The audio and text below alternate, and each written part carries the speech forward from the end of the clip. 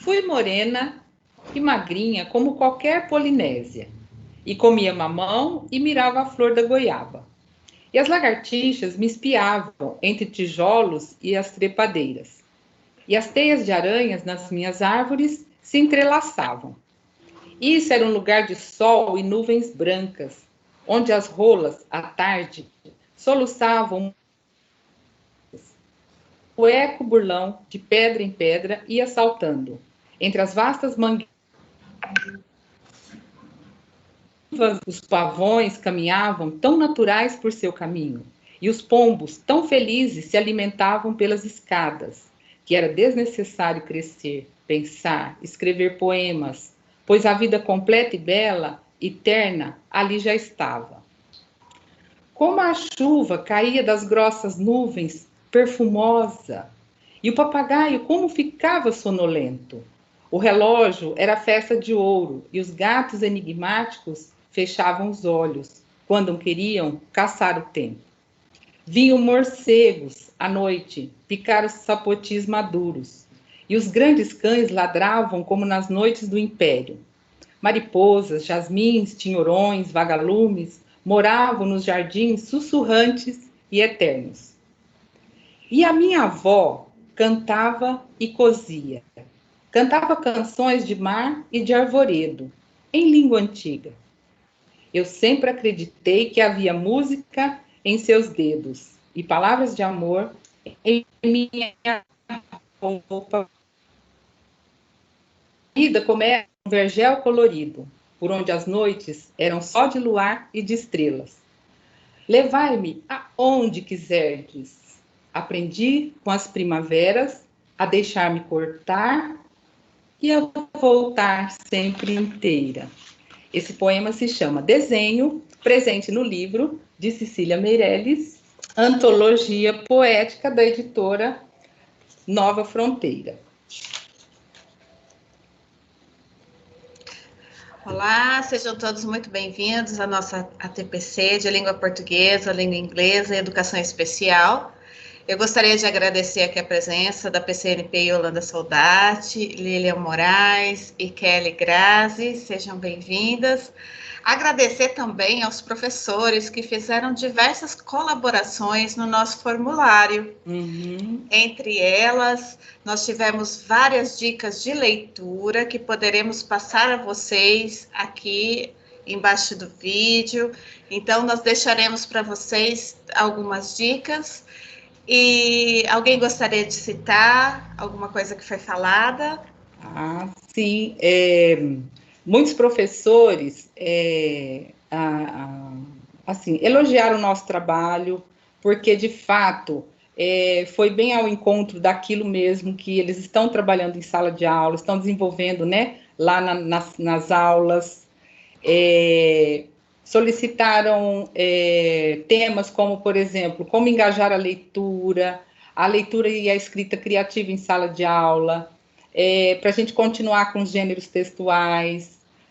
Solicitaram também ideias mais práticas, aulas de redação focadas em artigos de opinião, algumas orientações específicas, né, sobre o aprender sempre e a recuperação, como estimular o meu aluno para uma leitura espontânea, trabalhar com os gêneros textuais no acolhimento, como trabalhar, né, para a gente colocar mais sobre esse tema, e um pouco mais também da explanação sobre os gêneros textuais e os projetos de vida nas situações de aprendizagem em língua portuguesa. E eu creio que hoje a gente vai conseguir atender, né, a essas solicitações, espero, tá? A gente vai tentar trazer bem aí para vocês esse trabalho, tá? Como desenvolver esse trabalho. Pode falar, Grazi. Eu queria agradecer também, né, as professoras especialistas que assistiram, né, à TPC, e que também deram sugestões, gratidão. E também a todos os professores, né, coordenadores, que gostaram da minha fala, né, que deram sugestões, meu agradecimento, porque é por isso que eu estou aqui de volta. E é muito importante essa interação, porque aí nós não falamos sozinhas, né? Isso que é o gostoso, de saber que vocês estão recebendo essa nossa proposta, essas nossas ideias, o que nós estudamos. Então, gratidão. Uhum. E complementando, Grazi, nós recebemos também sugestões de leitura, né? De literatura, de autores aí para a gente complementar, para a gente aprender também, porque a gente aprende com vocês, professores. Qualquer dia a gente faz uma TPC, a gente socializa essas sugestões, tá? A gente traz aí nas próximas formações, tá bom? Muito obrigada, então, a todos. Lilian, gostaria de colocar alguma coisa? Então, eu quero agradecer mais uma vez o convite para participar. Eu agradeço bastante. Agradeço também tudo que foi falado nos formulários. Tem muita ideia boa para fazer formações legais. Há uma solicitação de que a gente faça formações de língua inglesa, que a gente aborde trabalhar com música, algumas aulas voltadas para o ensino médio. Então, a gente já está pensando nas próximas ATPCs, nos próximos encontros, para a gente trabalhar isso também. E eu agradeço todas as palavras de incentivo, porque foi o que a Grazi falou, a gente não se sente sozinha de frente, né, para o computador, a gente está interagindo com vocês, e esse retorno ele é muito importante. Obrigada, mais uma vez. Então, vamos lá. Agora, a Kelly Grazi vai falar um pouquinho sobre retomar, né, Grazi? Um pouquinho sobre as competências socioemocionais. Eu vou colocar o slide aqui para nós. Então, vamos começar pelos objetivos, né? Articular e integrar as competências socioemocionais ao material do programa de recuperação e aprofundamento das aprendizagens. Compreender o movimento metodológico proposto nas aulas. Refletir sobre as estratégias didáticas para o momento de sistematização das aprendizagens. Reconhecer as modalidades didáticas de ensino de leitura e resgatar suas intencionalidades pedagógicas. Então, nós vamos começar agora, né, com a educação socioemocional. Porque, nossa, muito se tem falado, né, sobre essa educação socioemocional. Mas o que é essa educação socioemocional, né? O que ela representa para a gente? Então, vamos lá, né? As competências socioemocionais são capacidades individuais, tá? Que se manifestam de modo consistente em padrões de pensamento, sentimentos e comportamentos. Então, como eu sempre digo, nós somos seres singulares, individuais. Então, o socioemocional, ele vai estar diretamente relacionado ao que eu penso e, de repente, como eu penso, eu vou sentir, eu vou agir e vou me comportar, tá? Então, isso é muito importante. Por quê? Porque isso tem que estar relacionado no nosso consciente. Quanto mais eu me conscientizar disso, tá? Mais eu vou saber agir e falar e compreender o outro. Se isso está muito no meu inconsciente, eu vou, de repente, agir sem pensar, né? Então, por isso que é muito importante quando a gente fala no aqui e agora. Eu estou no aqui e agora e eu estou usando todas essas habilidades socioemocionais, tá bom?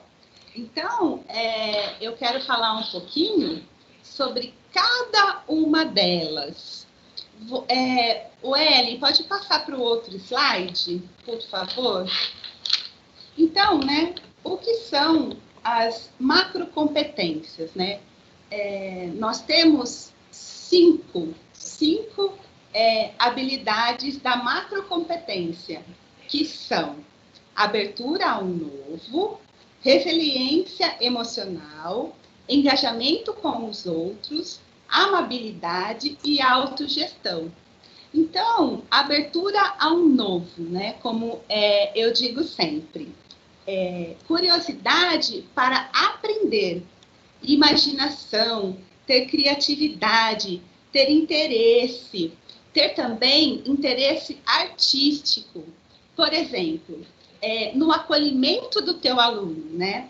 Você pode usar algum interesse artístico, ou uma música, né? Ou uma frase. Para quê? Para você estar acolhendo o seu aluno. Porque o acolhimento, ele é muito importante, tá? E aí, essa tendência a ser aberto às novas experiências, né? Culturais, intelectuais. Porque falando, né, nessa abertura ao novo, parece muito simples, mas a teoria é sempre diferente da prática, né? Ser aberto ao novo não é tão simples. Eu digo que nós não nascemos com essas habilidades, né? Mas nós podemos aprender, né? E como que nós vamos aprender? Praticando, não tem outra maneira, ok? Depois nós temos resiliência emocional, que é a parte muito importante, né? Porque vai estar a minha autoconfiança, a minha tolerância ao estresse e a minha tolerância à frustração. E hoje em dia, se nós não tivermos essa resiliência emocional, né? Como que, em primeiro lugar, nós vamos nos organizar para conversar ou para tentar falar com o outro, se nós não tivermos isso, né? Então, envolve a consistência, o equilíbrio de reações emocionais. Você tem que tentar não ter mudanças bruscas de humores, né? Então, imagina, se você está lá no seu trabalho, você tem que ter essa resiliência emocional. Então, eu acho que de todas as habilidades, essa é a mais difícil, né? Mais difícil no sentido de que eu tenho que treinar. Porque se eu não estiver bem, eu não vou poder tratar o outro bem. Então, lembre-se, né? Sempre que a gente falar de resiliência emocional, primeiro eu tenho que estar bem comigo, para depois eu conseguir estar bem com o outro. Depois também nós temos o engajamento com os outros, tá? Orientação de interesses e energia em direção ao mundo externo, né? Pessoas, coisas, entusiasmo, assertividade, iniciativa social. Isso também é muito importante, porque se você não tiver iniciativa, né? Se você não conseguir falar com pessoas, se você não conseguir ter essa sinergia, essa energia, você também não vai convencer ou vai fazer com que o outro participe de tudo isso, tá? E aí também tem, dentro das macrocompetências, a amabilidade. A amabilidade é o que eu, Grazi, mais gosto, que é sobre a tendência a agir de modo cooperativo e não egoísta.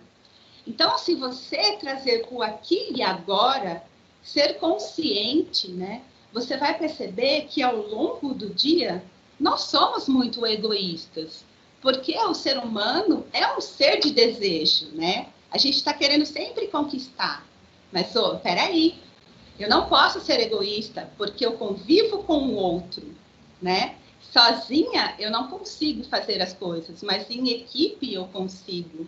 Então, essa macrocompetência da amabilidade envolve a empatia, o respeito, a confiança. E como hoje em dia é difícil você confiar no outro, né? Então, olha o quanto que você tem que trabalhar em você mesmo, né? Ser confiável a você mesmo, para depois você conseguir confiar no outro. Porque é muito mais fácil você num trabalho, você não depender do outro, né? Fazer as coisas sozinho, porque daí você vai muito mais rápido. Mas na nossa área, na área da educação, nós não trabalhamos sozinhos, né? A gente trabalha com o outro. E aí é aquela velha frase, né? Se você quiser ir rápido, você vai sozinho. Mas se você quiser fazer bem feito, né? Se você quiser fazer envolvendo as pessoas, você vai trabalhar com uma equipe. Então, é isso que essa macrocompetência ela nos traz, né? O respeito para com o outro, a confiança. Como eu quero que um aluno tenha respeito comigo, se eu também não passo esse respeito, tá? Empatia, eu conseguir me colocar no lugar do outro. Olha como isso é difícil, tá? Muitas vezes é difícil você se colocar no lugar do outro, mas nós temos que ter essa habilidade. Por quê? Porque nós temos que ter o quê? Uma escuta empática. Nós temos que ter, não uma escuta para julgamento. Então, e isso você vai treinando no seu dia a dia. A gente não nasce sabendo tudo isso, né? E, por final, nem tão menos ou mais importante, né? A autogestão. Como que eu vou trabalhar com responsabilidade, com organização, com determinação, com persistência, com foco. E eu sempre digo, né? O foco é o aqui e agora, né? Não adianta você estar no aqui e agora e pensando no futuro ou no passado. O passado já foi, né? Foi do jeito que tinha que ser, e o futuro vai ser amanhã. Nós temos que aprender a planejar, tá? Mas nós temos que estar no aqui e agora. Temos que ter foco no que nós estamos fazendo, tá? Então, essa autogestão é a tendência a ser organizado, esforçado, responsável. Então, perante tudo isso, né, essa rápida explanação sobre a macrocompetência, né, que são 5 macrocompetências, e essas 17 competências socioemocionais, elas estão no nosso dia a dia a cada momento, né? Então, para ter autoconhecimento, autocontrole, tomada de decisão e responsabilidade, habilidades sociais, consciência social, tudo isso não é separado no muro, né? Agora é isso, agora é aquilo, cada um no seu quadrado. Não. Essas macrocompetências e essas habilidades sociais, elas estão acontecendo todo momento na nossa vida, tá? Então, elas têm que ser autoconscientes. E é muito interessante, eu gosto muito desse slide. Por quê? Porque com o autoconhecimento, o autocontrole, a tomada de decisão responsável, habilidades sociais, consciência social, isso tudo vai levar a escola, a família, a comunidade, a sociedade em geral, a conseguir ter um diálogo, né? Então, para a escola isso é muito importante, esse diálogo, tá? Então, eu falo que as competências socioemocionais, elas estão na nossa vida a todo momento. Por quê? Porque nós pensamos, nós sentimos e nós agimos, né? Então, nós temos que ter a capacidade de pensar algo legal, sentir algo bom, né? E agir como algo bom, né? Porque se for ao contrário, você não vai ter o que você precisa de competências para estar trabalhando ou agindo no seu dia a dia, né? Por quê? Porque o ser humano, ele tem diversas dimensões, né? Ele é um ser bio, psico, social e espiritual.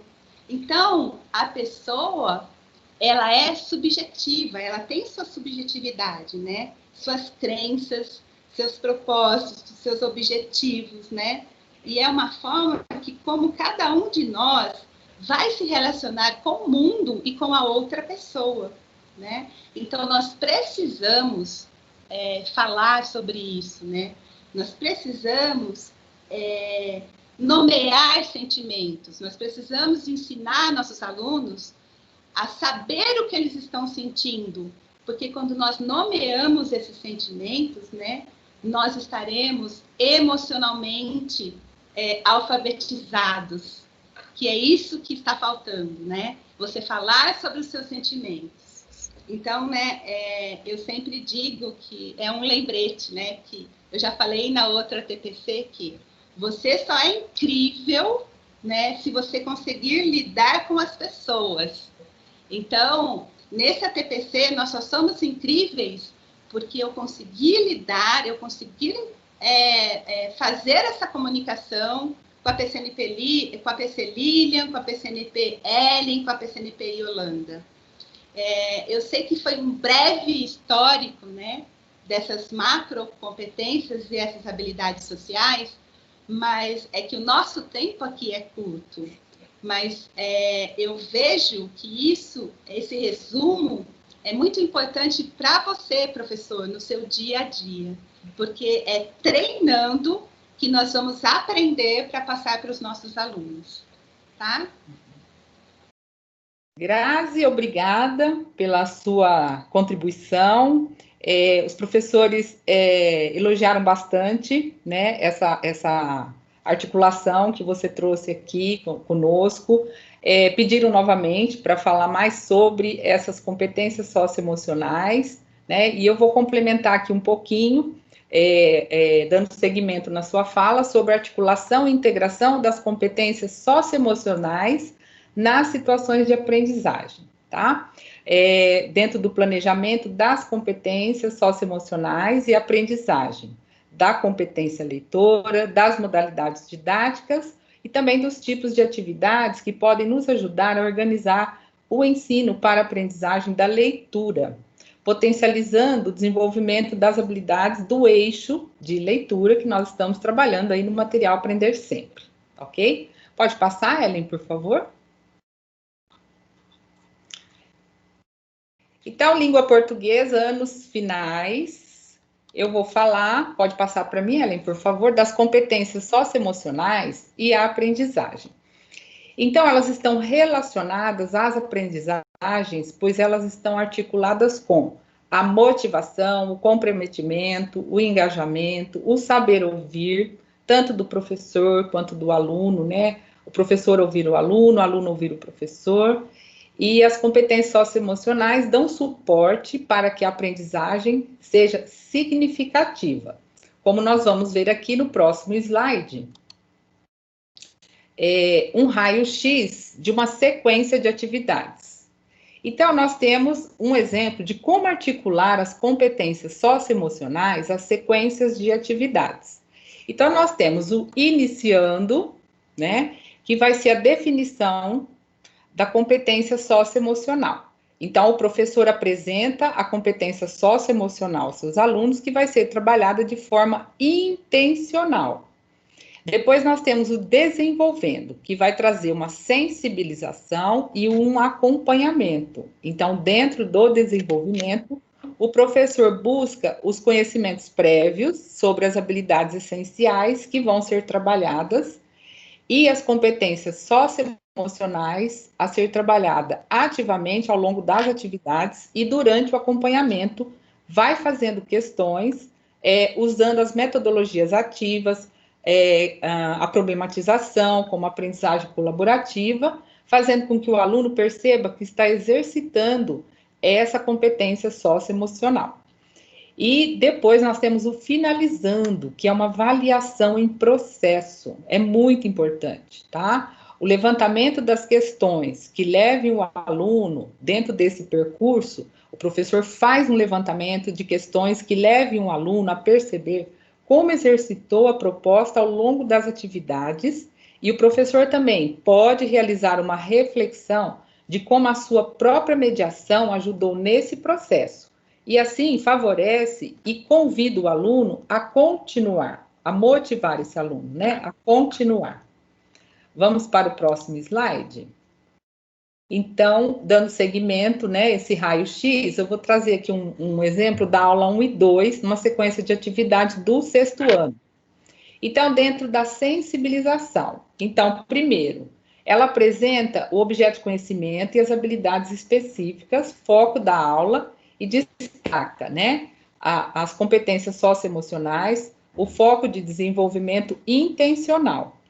E segundo, a imaginação criativa, tá? Então ela traz contos de mistério dentro dessa imaginação criativa, uma relação potente e 3 levantamentos de conhecimentos prévios. Na prática, dentro do acompanhamento, primeiro, o professor mediador estimula que o aluno exercite a imaginação criativa para compor uma versão final do conto. Segundo, ele busca a participação da turma, problematizando sobre o mito, sobre o dom de ser criativo. 3. Estimula a participação de todos e realiza uma leitura dramatizada e estimula a imaginação sobre os personagens do conto. Aí passamos para a avaliação em processo. Então, primeiro, avalie o avanço e o entendimento sobre a compreensão dos conteúdos propostos. Ela realiza com a turma uma breve autoavaliação sobre o desenvolvimento das competências socioemocionais, imaginação criativa, dentro da imaginação criativa, desenvolvendo essa imaginação. E 3, problematiza, tá? É muito importante trazer a problematização para os alunos, tá? Para que o professor perceba como que ele conseguiu percorrer esse processo, tá? E 4, o tempo para reflexão sobre o exercício, né, das competências socioemocionais dentro e fora da escola. Como a Grazi já trouxe, né, já falou muito, né, Grazi? É dentro e fora da escola, né, que a gente faz esse trabalho também, e faz esse trabalho para que assim seja, né, Grazi? Eu acho importante, né, tanto, Yolanda, Oi. Tanto no slide anterior como nesse, como tudo está muito interligado, né? Porque o aluno ele precisa ter a responsabilidade de entregar, né, o que o professor propôs, né? Ele precisa ter a determinação de fazer isso, né? Ele precisa ter essa persistência e esse foco, né? Então, e olha só, e nesse slide agora das aulas 1 e 2, né? Que ele precisa estar aberto ao novo, ele precisa ter essa criatividade e esse interesse. Sim. Então, a todo momento, enquanto o professor estiver falando, ensinando, e mesmo quando o aluno estiver recebendo isso, né, ele vai estar atuando e se integrando de todas essas competências e essas habilidades. Sim, muito bem, Grazi. Lembrando que nós tivemos também uma sugestão para que a gente trouxesse na TPC de articular o projeto de vida com língua portuguesa. E eu acho que aqui cabe bem a gente frisar que nessas articulações, o projeto de vida também traz um trabalho com as competências socioemocionais e fazer, na sensibilização, trazer esse trabalho do projeto de vida com língua portuguesa, tá? Porque no início, como vocês viram nas formações, tem que trazer essa sensibilização e já apresentar, como eu disse no slide anterior, a competência socioemocional que vai ser trabalhada. Então, o projeto de vida e língua portuguesa, vocês podem articular, tá? Qual competência socioemocional vai ser trabalhada.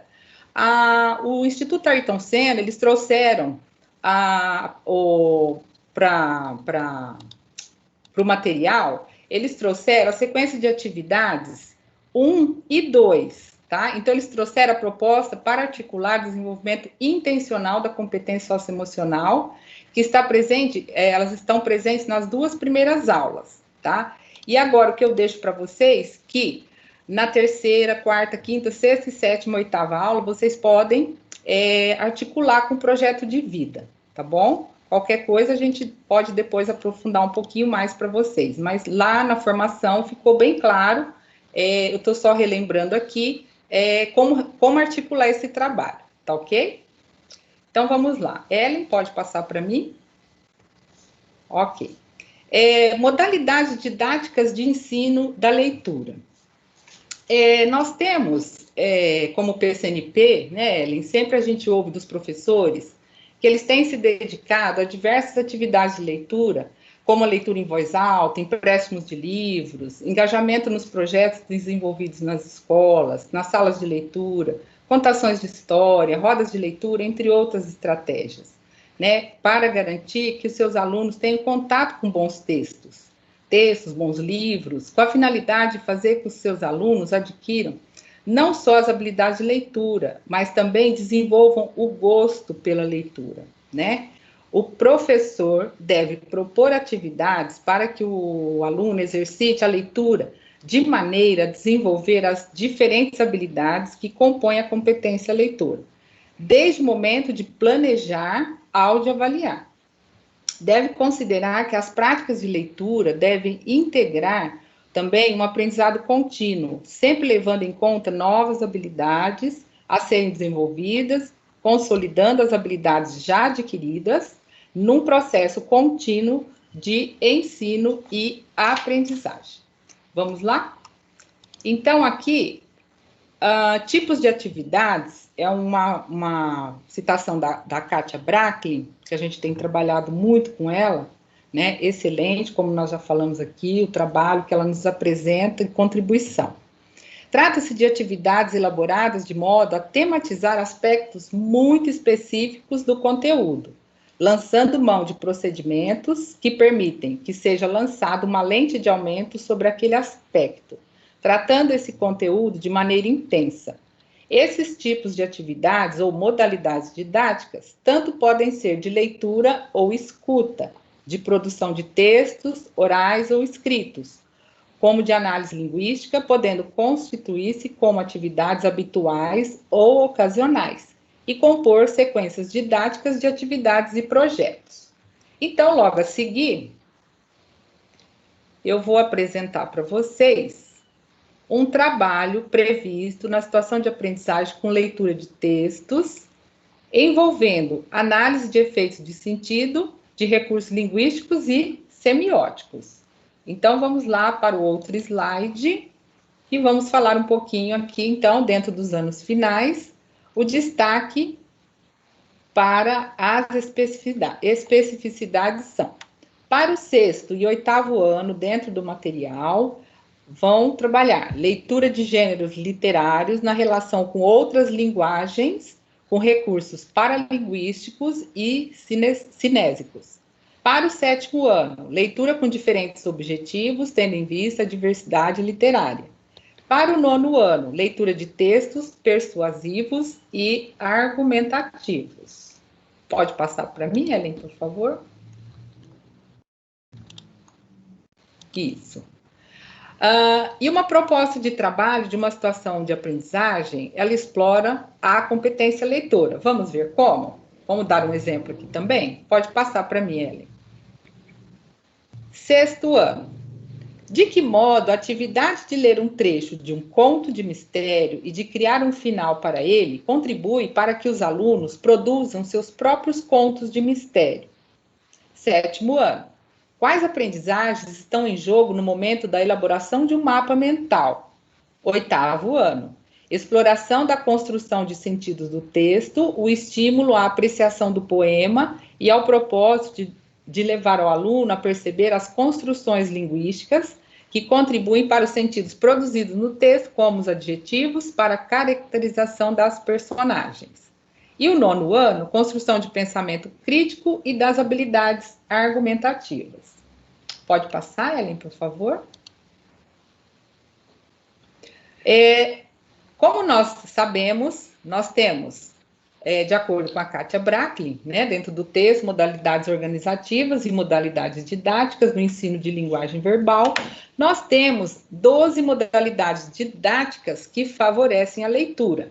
Mas como nós vamos ver aqui no próximo slide, nós temos 5 modalidades didáticas presentes nas situações de aprendizagem. Então, primeiro, a leitura colaborativa ou compartilhada, a leitura em voz alta, feita pelo professor, atividades sequenciadas de leitura e estudo de determinado tema, leitura individual com questões para interpretação escrita e roda de leitores ou conversa apreciativa. O que o aluno pode aprender quando organizamos uma atividade de leitura?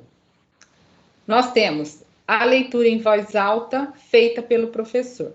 Então, aqui coloca para a gente explicita o comportamento leitor, né?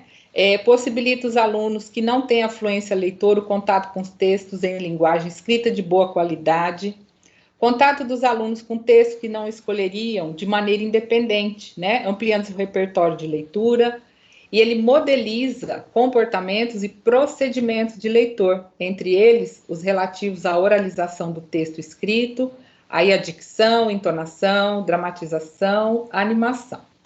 Próximo. Leitura colaborativa.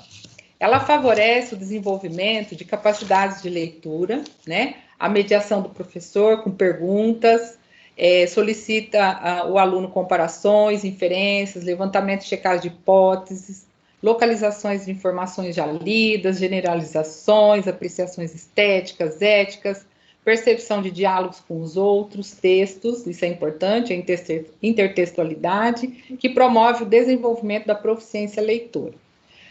Possibilita também a apropriação de estratégias utilizadas pelos colegas para responder às perguntas, tá? E torna observáveis as estratégias que cada um utiliza para significar o texto. O próximo. Atividades sequenciadas de leitura e estudo de um determinado tema. E o que é que ele possibilita?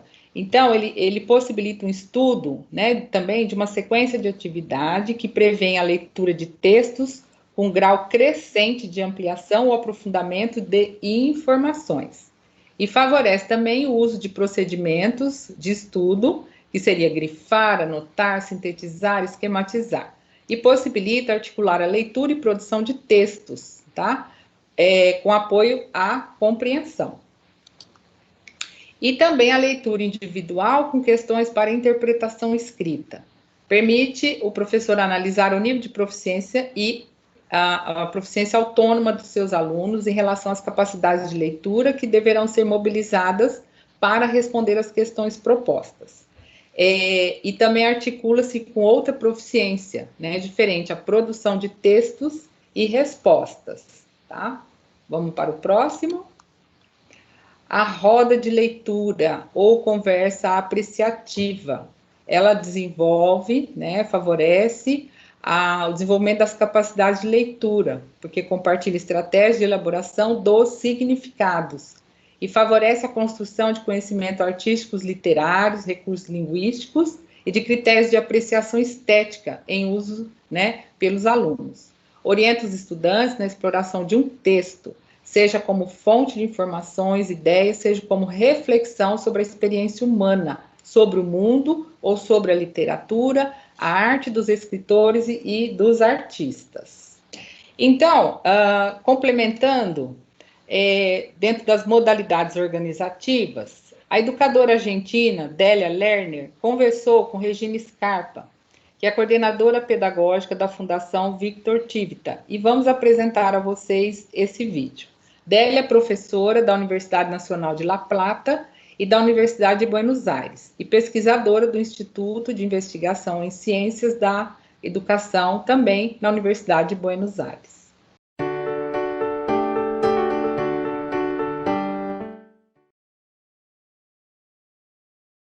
E isso acho que nos leva a um outro conceito essencial da didática da alfabetização, que são as modalidades organizativas, né, Délia? Quando você fala de escrever com propósito, né, a importância dos projetos didáticos e dessa organização, dessas diferentes modalidades, si você também puder falar un poquito sobre elas. Sí, efectivamente los proyectos didácticos, que es una de las modalidades organizativas de las actividades, en el sentido de que articulan estos 4 tipos de situaciones fundamentales a los que nos referimos, tienen una característica muy vinculada con lo que acababa de decir, que es que tienden hacia un propósito claro y su desarrollo desemboca en la elaboración de algún producto tangible dirigido a alguien. Por ejemplo, en una antología de diferentes versiones de Caperucita Roja o en un fascículo informativo sobre un grupo aborigen de la zona en que uno vive, etc.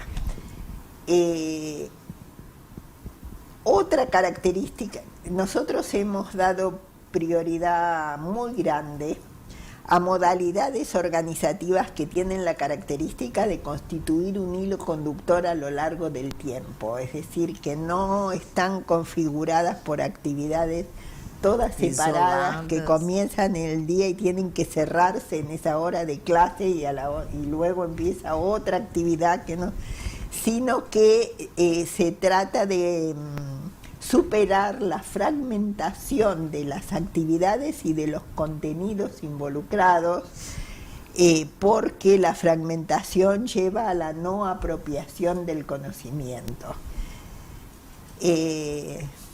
¿Tendré tiempo de contar una anécdota? Sí. Hay una anécdota muy conocida de un didacta de la matemática francés, que es Georges Saint-Séville. Yo ya la conté en La autonomía del lector, pero quizá no todo el mundo lo leyó. Este didacta está registrando lo que sucede en una escuela en el recreo y se da cuenta de que hay un chico, creo que de tercer grado más o menos, de tercer año, que está conversando con su maestro y él se acerca y el niño le está diciendo al maestro: profesor, yo ya entendí cómo se hace para estudiar. Uno lee, repite, se lo acuerda bien, da la lección y después se apura a olvidarse de eso para dejar lugar a estudiar la próxima lección. Eso es la mejor descripción posible de la fragmentación que estuvo instituida en la escuela durante siglos, en donde era necesario distribuir el saber o los contenidos, cortándolos en parcelas y haciendo corresponder cada parcela a una parcela de tiempo, ¿sí?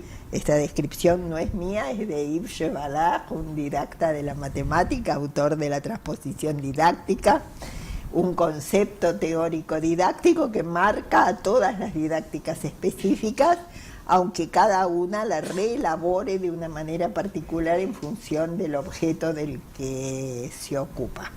Entonces, nuestras modalidades organizativas lo que intentan es precisamente tender hilos entre todo lo que se está trabajando, tender puentes y hacer que los chicos vayan reconstruyendo las unidades mayores de conocimiento, y eso les permite también, por ejemplo, en el caso de los proyectos, tomar iniciativas, porque el hecho de saber qué es lo que va a venir después, porque el propósito y el producto de los proyectos son explícitos desde el comienzo para los chicos, hace posible que ellos puedan anticipar, si ya terminé algo, qué es lo que voy a seguir empezando, qué es lo que puedo empezar a continuación, y eso permite una mayor independencia de los chicos en relación con el conocimiento, permite también que da lugar a la diversidad, porque permite que los chicos hagan en diferentes tiempos, interactúen con los mismos conocimientos. Bueno, eso.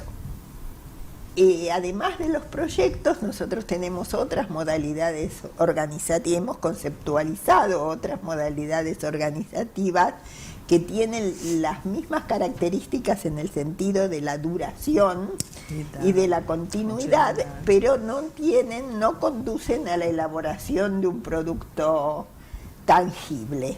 Son, por un lado, las actividades habituales que tienen lugar a lo largo de todo el año, como puede ser tomar la biblioteca del aula como eje del trabajo desde diferentes perspectivas en diferentes momentos, y también secuencias de situaciones didácticas que tienen una duración más pequeña, que pueden durar, qué sé yo, 1 mes y medio, 1 o 2 veces por semana, vinculadas con seguir un autor, leer diferentes obras de un mismo autor, diferentes obras de un mismo género, etc.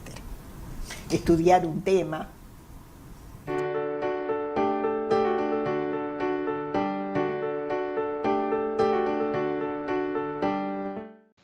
Bom, agora nós temos que colocar em prática, não é mesmo? Lembrando-se que é importante recorrer a situações enunciativas, nas quais essas capacidades de leitura que eu coloquei para vocês, né? Principalmente quando a gente solicita de um aluno que faça uma leitura em voz alta, precisa supor um preparo prévio, especialmente no ensino fundamental. Eles precisam ensaiar o que vai ler. Então, no mínimo, precisa garantir uma leitura silenciosa prévia, para que possa fazer o uso do que foi observado nas situações, né, nas quais o professor, às vezes, foi quem leu em voz alta. Aquele tipo de prática tradicional de pedir que cada aluno leia um trecho de um texto que está conhecendo à primeira vista, pode ser entendido como uma situação que favorece a verificação de fluência leitora, no sentido da decodificação, e não é adequado para ensinar a oralizar os textos. Então, é importante ler o discurso em cerimônias, ler textos em saraus literários, ler textos vários em voz alta, tá? Então, por vários objetivos: anunciar em supermercado, produtos e promoções, ler em voz alta para discutir coletivamente um texto, entre outras, tá? Esses são alguns exemplos citados no texto de Kátia Bracklin. Então, agora eu vou passar a palavra para minha colega Ellen Moretti, do Ensino Médio. Obrigada, Yolanda. Suas colocações foram muito... a gente tem o privilégio aí de verificar como a leitura é importante na no nosso dia a dia, e é uma das coisas, em uma sociedade letrada, é uma das coisas que permite aos nossos alunos a cidadania. Então, por isso que ela é tão importante. Bom, vamos lá, então. Para o ensino médio, nós já sabemos que o nosso aluno é outro, então algumas atividades serão diferenciadas. Isso não quer dizer que nós tenhamos que deixar a leitura somente a cargo do ensino fundamental, não é mesmo? Então, a gente já começa aqui na primeira série do ensino médio, retomando a questão da sensibilização, que a Yolanda já passou para vocês, e bem no comecinho, lá no Aprender Sempre, nós já temos algumas dicas. Lá no Iniciando, eles colocam para nós que algumas habilidades requerem um aluno leitor, e que para isso é necessário que o aluno entenda os mecanismos que fazem do texto literário uma obra de arte. Olha que interessante, a gente olhar para o texto e falar o que diferencia um texto comum de uma obra de arte. Né? Quais são as características? Então, de repente, quando a gente fala em sensibilizar, é interessante que a gente retome os conhecimentos prévios daquele aluno e também dê subsídio para que ele possa se posicionar perante isso. Depois, lá no Desenvolvendo, ele fala que esse é um momento de estabelecer o contato entre o leitor e o texto propriamente dito. E lá eles colocaram para nós o rap da língua portuguesa. Então, os alunos realizam a leitura, já realizaram a leitura, já discutiram, e agora eles entram nesse texto. E eles orientam que a gente marque as palavras que geraram dificuldade de compreensão e também de pronúncia. Isso é interessante para qualquer texto, né, Yolanda? Nós que trabalhamos com a língua portuguesa, qualquer texto, até mesmo para nós, enquanto professores, pesquisadores, nós não somos dicionários ambulantes, então muitas vezes a gente precisa pesquisar alguma palavra que a gente desconhece, e isso é o que gera a autonomia nesse estudante, né? Saber procurar, saber buscar a informação. E lá no finalizando, eles entram com a retomada do objetivo central dessa primeira aula, que é praticar a leitura e a interpretação textual, juntando com o repertório cultural do aluno. Então, a gente percebe que, mesmo no ensino médio, apesar de ser já voltado para um objeto de conhecimento da literatura, a leitura ela é importantíssima. Se o aluno vem com uma defasagem de leitura lá do ensino fundamental, dos anos iniciais, dos anos finais, ele chega ao ensino médio e, a partir do momento que se apresenta a literatura para ele, aquilo já não faz mais sentido, não é? A gente precisa ter esse cuidado, essa cautela de saber que a leitura permeia todas as disciplinas, bem como todos os anos e séries. Bom, vamos lá então. Aí na segunda série, a gente fala um pouquinho aqui sobre a proposta de atividade de leitura de alguns gêneros literários, como poema, conto, crônica e fragmento de romance, e de outros não literários, como notícia e reportagem de jornal. É interessante porque, se a gente voltar lá para os anos finais, a Yolanda até pode complementar, se tiver o desejo, nós já trabalhamos com notícia, nós já trabalhamos com reportagem, e a literatura também é trabalhada de uma outra forma, mas ela é. E, então, peraí, mas é mais do mesmo? Não. O ensino médio, a leitura do ensino médio, espera-se que seja uma leitura um pouco mais aprofundada, que eles já sejam capazes de realizar uma leitura, por exemplo, e conseguir buscar coisas significativas dentro dessa leitura e dessa escrita, não é? E que eles consigam estabelecer trabalhos colaborativos com os colegas ou até mesmo com os professores. Então, a gente espera uma autonomia maior do aluno conforme ele busca esse novo conhecimento. Isso. Eles têm que estar atentos, né, Ellen? Não apenas ao que está sendo dito nos textos, mas a maneira como é dito e a forma, né, como é dito e o uso da linguagem, né? Exatamente. E é interessante que depois a gente vem no desenvolvendo da segunda série que é preciso que o aluno destaque ali os recursos expressivos, os efeitos de sentido.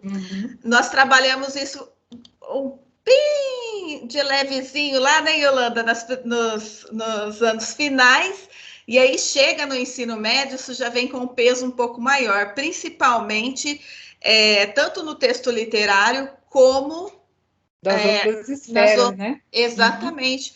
Por quê? Porque ele tem que perceber que a troca, por exemplo, de uma palavra, tanto em um poema quanto em uma reportagem de jornal, muda completamente o sentido daquele texto. Isso. E que também o estilo, né, entre o poema e a reportagem é totalmente diferente. Por isso que a gente pede muito lá nos anos iniciais para que se trabalhem, por exemplo, diferentes textos, às vezes com o mesmo tema, né, para que o aluno perceba as formas de se dizer. E no ensino médio ele trabalha com esse referencial aí de reconhecer os recursos expressivos, efeitos sentidos, mas que dentro de um gênero pode significar, né, ter um outro sentido, né? Então isso é muito importante, tá? Muito importante.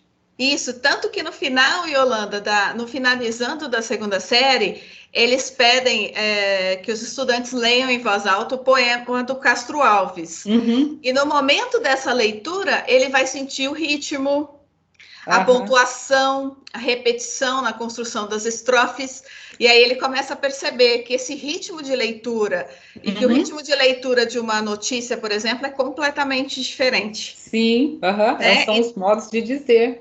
Exatamente. E como é importante que ele consiga perceber isso quando ele trabalha com o texto literário, né? Essas pequenas diferenças. Depois, na terceira série do ensino médio, nós vamos para... Eles começam a falar um pouquinho sobre o acesso ao cinema, que é um direito de todos. E aí se apresenta o artigo 215 da Constituição Federal. E a gente às vezes pensa, mas eles leem isso. Não, gente, os alunos não leem artigos, leis, de Constituição. Então, é importante que eles tenham noção de que nós temos uma norma que rege a nossa sociedade. E que, por exemplo, será que o cinema, aqui é uma questão no caso, começo iniciando ali, né? Instigando esse aluno, como nós falamos na última TPC, a dizer o que ele pensa. Será que o acesso ao cinema é direito de todos? E aí nós vamos lá para o artigo 215 da Constituição Federal, e eles leem também uma notícia em que cinema e vídeo transformam a vida dos jovens na periferia de São Paulo. Então, eles fazem a leitura colaborativa desses textos, notícias, resenhas, e a partir daí eles têm também a possibilidade de começar a entender um pouquinho mais como que funcionam os textos, mas também como eles funcionam na sociedade. Que é importante isso. Por exemplo, é uma coisa que eu conversava muito com os meus alunos, quando eles me falavam que a leitura era um pouco insignificante na vida deles, e eu dizia, tudo bem, o dia que você precisar assinar um contrato de trabalho, ou até mesmo um contrato de compra e venda de imóveis, e você desconhecer as leis que fazem, que regem, você pode assinar um documento e perder imóveis, e ter um emprego aí não adequado, que não estão dentro das normas que a gente espere que esteja.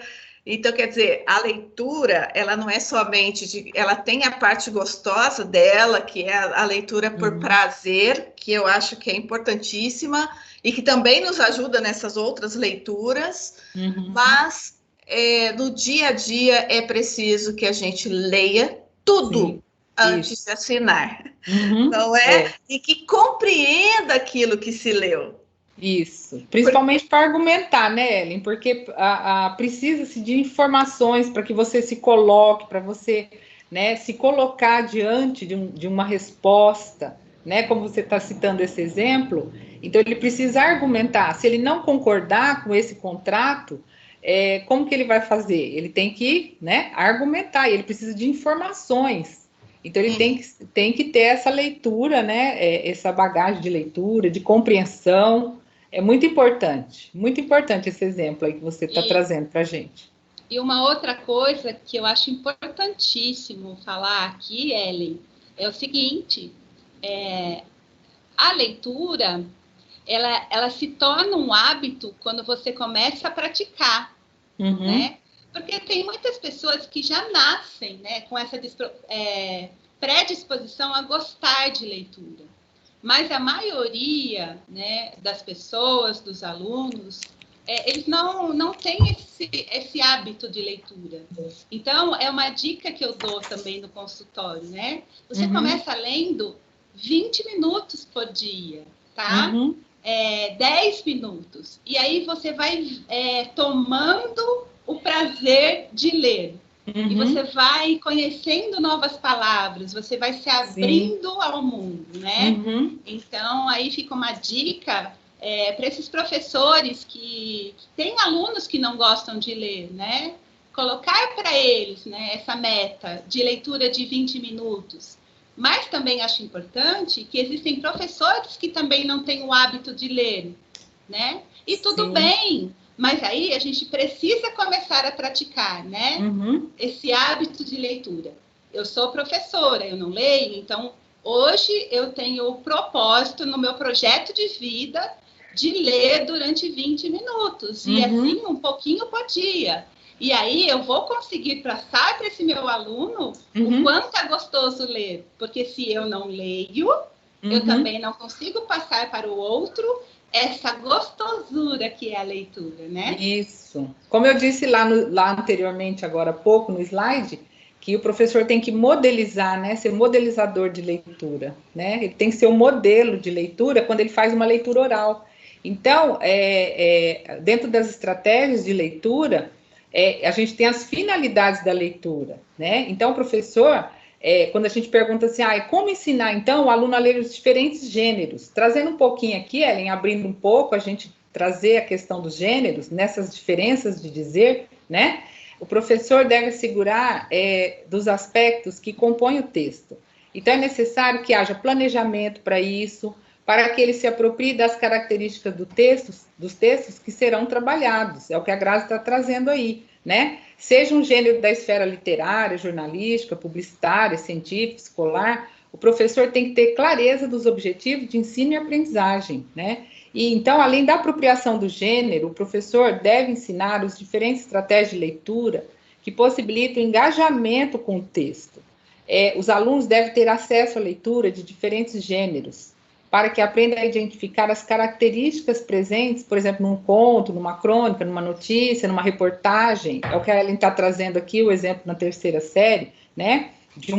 Vamos trazer um artigo de opinião, indicando a leitura de 2 textos, como eu disse, é uma sugestão bem legal, que aborda o mesmo assunto de formas diferentes, né? Então, essas intervenções do professor devem criar situações didáticas que ajudem seus alunos a aplicar seu conhecimento prévio, a realizarem inferências, né, para interpretar o texto e identificar e esclarecer o que não entende. Isso é importante, tá? O professor tem que identificar onde que o aluno está com mais dificuldade, né, para identificar e interpretar esse texto. Então, é importante lembrar que a leitura, né, não deve permear apenas a disciplina de língua portuguesa, reforçando aqui, a Ellen já falou. Sim. E sabemos que os professores das diferentes áreas devem incluir a leitura em seu planejamento, garantindo que os alunos desenvolvam, né, nas diferentes áreas do conhecimento, os procedimentos de leitura, pessoal. Tá? Então, fica aí complementando a fala de vocês, tá bom?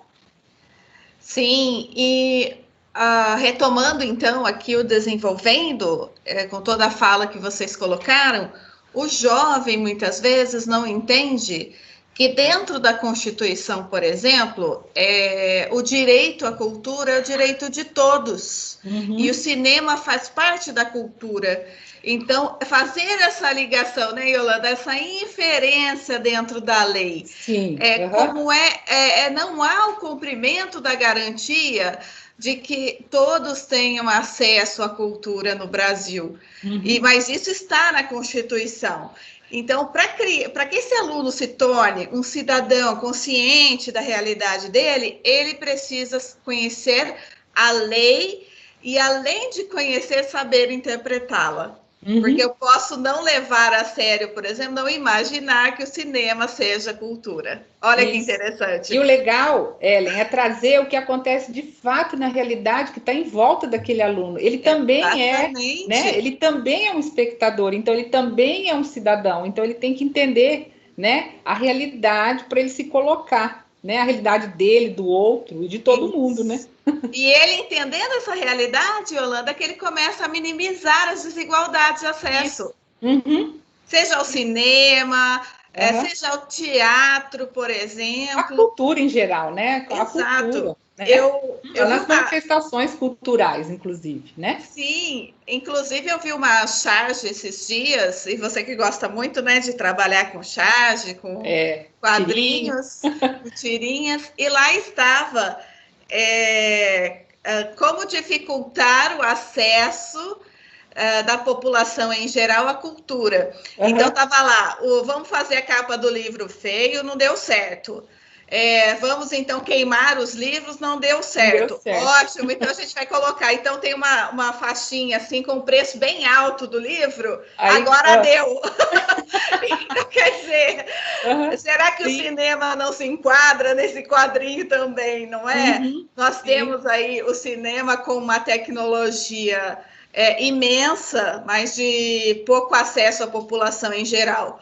Às vezes, nós, enquanto professores, pensamos, mas que besteira, Ellen, todo mundo vai ao cinema. Não é. Tem aluno que nunca foi ao shopping sequer. Tem, isso então, é fato. Não é? Então, é complicado, porque eles têm aquele mínimo para sobreviver. E seria necessário que todos nós tivéssemos acesso à cultura em geral, né? Como você disse. E Muito aí a bem. gente vai entrar um pouquinho aqui, quando a gente pensa no finalizando, então, que é a parte avaliativa que a Yolanda colocou para vocês. Quando a gente pensa em avaliação, é muito difícil mensurar o que um aluno sabe ou não sabe de acordo com a nossa subjetividade. É muito perigoso também que a gente faça essa avaliação de acordo com o que eu acho ou o que eu não acho. Então, algumas teorias, elas vieram para tentar nos ajudar nesse finalizando, tá? Ou até mesmo no iniciando, para que a gente comece a tentar, de alguma forma, colocar o que o aluno consegue fazer ou não. Aqui nós temos um pouquinho, nós vamos falar sobre a taxonomia de Bloom. Então, Benjamin Bloom criou ele classifica e ordena o aprendizado das pessoas, levando a uma melhor ação de planejamento dos profissionais. Então, quando a gente pensa o que o aluno sabe e o que ele não sabe, não é para puni-lo, mesmo porque hoje nós não temos mais ferramentas punitivas como nós tínhamos antigamente. Sim. Antigamente você dava nota vermelha e o aluno não ficava retido. Muitas vezes essa nota vermelha era usada como ferramenta de punição. Às vezes até mesmo por mau comportamento e não pela falta de conhecimento. Então, infelizmente, nós tínhamos vários questionamentos com relação a isso. Hoje nós não temos mais esse tipo de ferramenta que pune o aluno dessa forma. E então nós precisamos ter aqui uma forma de ordenar e classificar esse aprendizado para saber o quê? Aonde esse aluno está e para onde eu vou com ele. Percebe? Nós vamos juntos. Eu seguro nessa mão desse aluno e sigo. Então, por quê? Se ele não tiver o desenvolvimento das etapas mais simples, ele não consegue chegar numa etapa superior, que é a mesma coisa que nós falamos das habilidades essenciais. Se o aluno não desenvolve lá as habilidades essenciais de língua portuguesa, de matemática, ele não consegue dar avanço, continuidade aos estudos, porque ele não tem ferramentas para isso.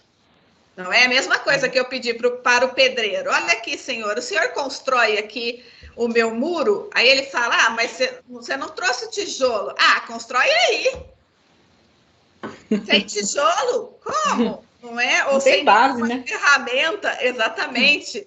Então, não tem como a pessoa tirar conhecimento do nada, né? O conhecimento se cria, se constrói, assim como se constrói um muro. Os alicerces, eu digo que a gente tem que ter os alicerces do conhecimento. É bonita essa palavra, né? Temos que ter os alicerces. Então, aqui, ele colocou que nós temos a hierarquia dos objetivos educacionais para alcançar com cada aluno. E essa hierarquia, nós temos 3 domínios, que é o cognitivo, o afetivo e o psicomotor. Muito diferente do que era tratada há alguns anos atrás, eu diria aí 100 anos atrás, mais ou menos, a escola se fixava apenas no domínio do cognitivo. Então, o afetivo e o psicomotor, eles não eram considerados, mas hoje a gente sabe que se não forem desenvolvidos, eles podem prejudicar, inclusive, o cognitivo, que eles têm que ser desenvolvidos de uma forma, em uma sequência, digamos assim. Aí nós temos aqui o cognitivo. Então, as atitudes, as emoções e os sentimentos. Aí você fala, peraí, emoção faz parte do cognitivo? Faz. Como a Grazi falou aqui no começo, emoção também se aprende. Né? Então, nós temos lá a recepção, que é ser capaz de prestar atenção e observar as emoções, as próprias atitudes, uma tomada de consciência daquilo que se sente, daquilo que se faz. O aluno também teria uma resposta, participar ativamente do seu processo de aprendizagem, atendendo a estímulos, então a gente percebe, principalmente nesse ensino remoto, que isso foi muito difícil. Mesmo alguns alunos sendo estimulados, eles não conseguiam reagir. Então, isso, será que eles têm? Já está trabalhada essa resposta, depois nós vamos recapitular isso com uma outra teoria. E a avaliação, onde os alunos deverão atribuir valores a objetos, fenômenos, informações. Então, é um comportamento internalizado e consciente, que é aquilo que eles fariam ali questionando sobre se o cinema é direito de todos, né? E a organização, que os alunos também podem agrupar diferentes valores atribuídos a diferentes informações. É o momento em que se acomoda as ideias dentro do próprio esquema mental. Ele não mais pensa dentro da caixinha, ele consegue tirar aquele conhecimento da caixinha e atribuir para outra coisa. Então, ele já conhece um pouquinho de poema, ele consegue, então, fazer a leitura de um outro texto literário, porque aquele conhecimento já acomodou, já foi elaborado, né? E a caracterização, que é o momento em que os alunos já forjaram um valor ou uma crença particular e que vai influenciar aí no seu comportamento, se tornando uma característica pessoal. Então, quando a Grazi falou assim, o aluno às vezes não nasce com aquela aptidão, eu achei interessante, porque eu acho que os pais, a família, é a verdadeira responsável por criar a aptidão ou não da leitura. Eu me lembro que quando eu era criança, a minha mãe, ela era intensamente leitora. Eu digo intensamente porque ela lia muito, ela lia na minha frente, ela lia para mim. E a minha mãe não era professora não, viu, gente? Ela não fez ela não terminou o ensino médio hoje, né? Que na época era chamado... Você lembra, Yolanda, como é que chamava? Era colégio... Ensino ginasial, não é? Não sei quantos anos sua mãe tem, mas ensino ginasial. Era o ginásio, isso mesmo. Ela não finalizou o ginásio, que seria o nosso ensino médio. Mas ela lia muito, e nós tínhamos livros, gibis, revistas espalhados pela casa. Espalhados mesmo, viu? Não era ela guardado foi seu modelo, né? Ela foi seu modelo de leitura. Ela ofereceu várias formas, né, para você de leitura. Exato. Bacana. E ela nunca precisou falar para mim, toma, Ellen, leia esse livro. Ela leu, ela foi modelo para você, né? Ela Exatamente. leu realmente. Ela não mandou ler, ela leu para você, né? Ela leu com você, né? Talvez. Isso, também. E é interessante porque eu me tornei uma leitora assídua apenas com esse modelo que ela me forneceu, familiar. Não é? Nós temos ali... Por exemplo, às vezes o pessoal fala, nossa, mas tinha livro, revista espalhados pela casa? Sim, espalhados, porque dentro do armário ele não serve para nada. Aí a criança vai rasgar. Ué, compre outro. Não é? A gente às vezes pensa assim, livro é para usar. Então, mesmo criança, Ellen, às vezes a criança não tem ainda a competência leitora, mas o texto não verbal chama muita atenção também, né?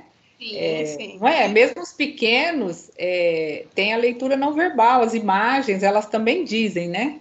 Muito legal. Dizem. É o caso das revistas em quadrinhos. Isso. Elas estimulam demais. Por exemplo, o Maurício de Souza, com o personagem de Chico Bento. Quantas críticas nós temos ali dentro daquela personagem, sabe? Com relação ao caipira, da roça... que ele tem uma vida mais saudável do que quem mora na cidade. Então, são muitas coisas que podem ser trabalhadas. A oralidade, né? A gente fala muito lá, a gente tem trazido esse eixo também, a oralidade, muito legal. Exato.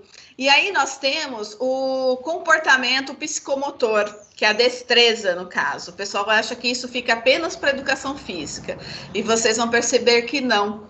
Então, consiste em que os alunos tomem consciência do mundo exterior através dos sentidos. Então, sentir o outro, sentir as coisas, a predisposição para estar preparados fisicamente, mentalmente e emocionalmente para realizar atividades determinadas.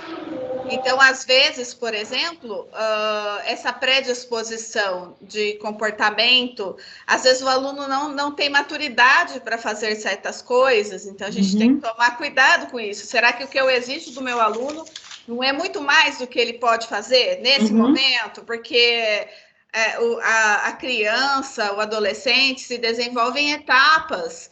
Eu não posso exigir, por exemplo, que uma criança de 12 anos entenda o processo de traição, por exemplo, que aconteceu aconteceu ou não aconteceu entre a Bentinho e Capitu, por exemplo, né? Isso. A criança ali de 12 anos nem chegou nesse processo da vida adulta ainda. Será que eu passar para que ele leia Dom Casmurro nessa série, entenda esse processo, não é exigir demais?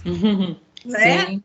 Não que se ele tiver curiosidade, ele pode ler, mas eu estou exigindo um pouco mais do que o que ele pode naquele momento.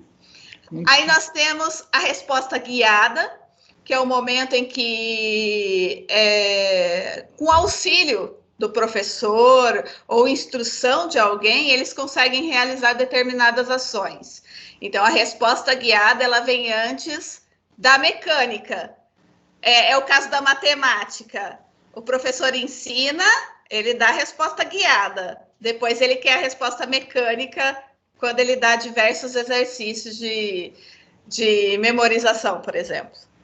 Né? Então, e quando o aluno ele faz esse processo de reflexão, essa resposta também acontece. Ele faz diversas reflexões, que vai chegar um momento que para ele aquele já é um processo mais simples. Ele já consegue refletir sem precisar ser guiado a isso. Ele escuta uma notícia, aquilo já vem na cabeça. Opa, isso aqui não é certo. Né? É o que acontece com a gente quando a gente bate o olho e alguma coisa não está escrita corretamente, né, Yolanda? Acaba virando um processo mecânico. Eu não estou ali para corrigir o texto. Mas de bater os olhos, língua portuguesa tem muito disso, viu, Grazi? Você que é da psicologia, não sei se você tem isso também, mas eu sei que a Lilian tem, Yolanda também, porque é automático. A gente pega um texto escrito por qualquer pessoa, seja uma receita de bolo, e a gente bate os olhos e já sabe que aquilo está incorreto, mas não era esse o intuito daquele momento, né?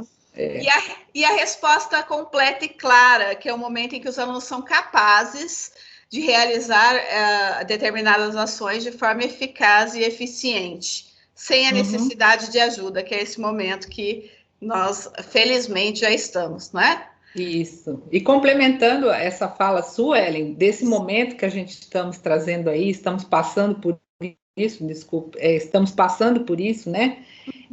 Quando a gente fala da percepção, da predisposição, então a gente tem que levar em conta, né, tudo isso que causou nos alunos, né, e como a gente pode ajudar, né? Então, eu acho que as atividades dos professores, o planejamento do professor deve trazer sentido, entusiasmar o aluno, motivar esse aluno nesse momento, né? Trazendo aqui a percepção e a predisposição. Me veio agora aqui essa ideia, né? Muito importante nesse momento agora dessa pandemia que a gente está passando aí, né?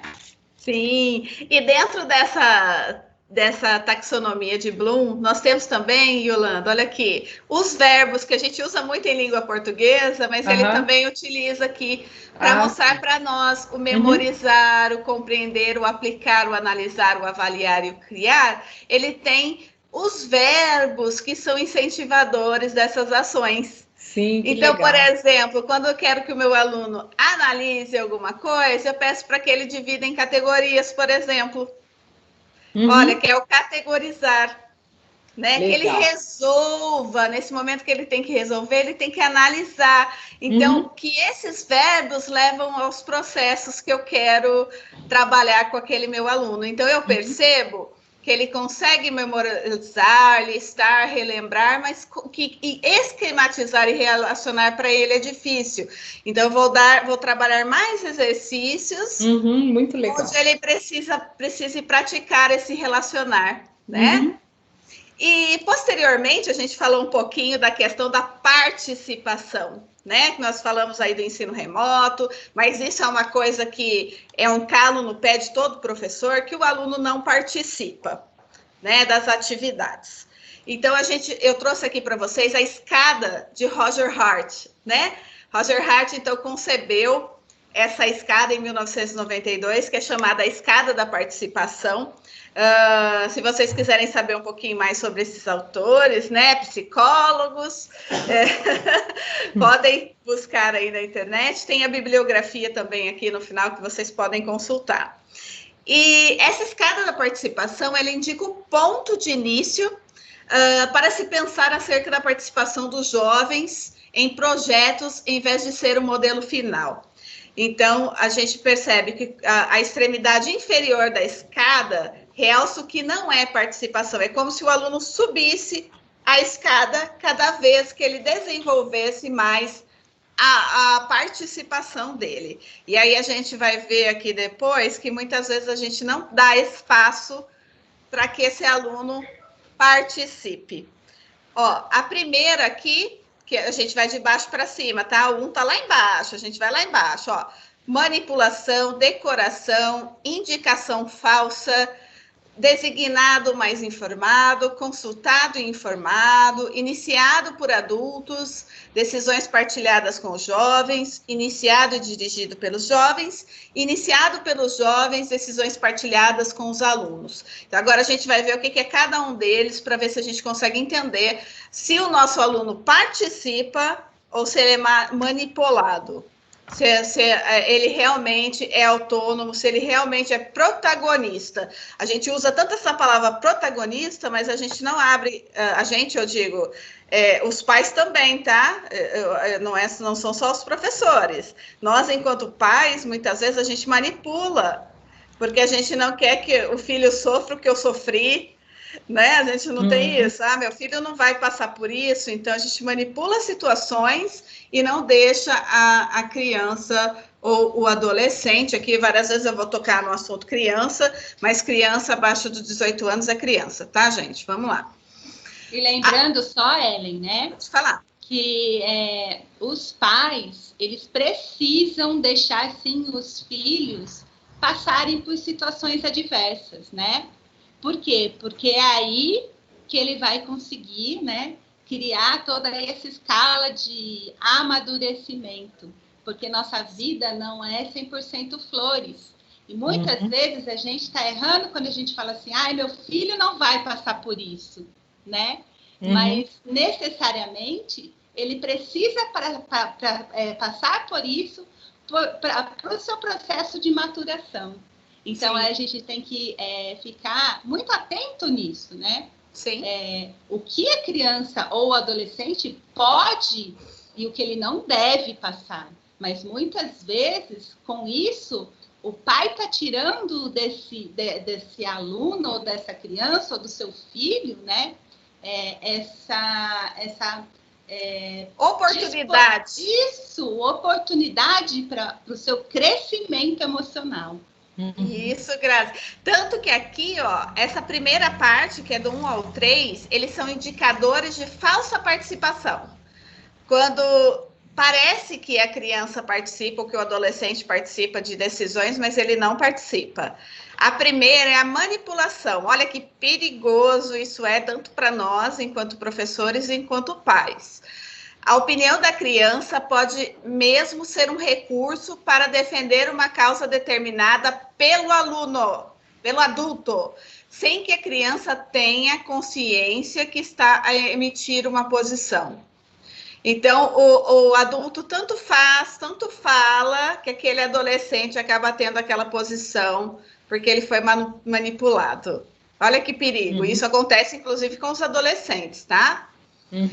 Aí nós temos a decoração, que é... Decoração não é de decorar, não, é de enfeitar mesmo. Olha lá, eles participam numa iniciativa, um projeto, contribuindo para dar visibilidade, validando e reforçando a mensagem de forma indireta, são motivados e aliciados. Mas a presença desse estudante não define uma opinião refletida. Muitas vezes ele participa, mas não é aquilo que ele pensa. Então, ele é só... A gente não fala assim, ele é só figurante?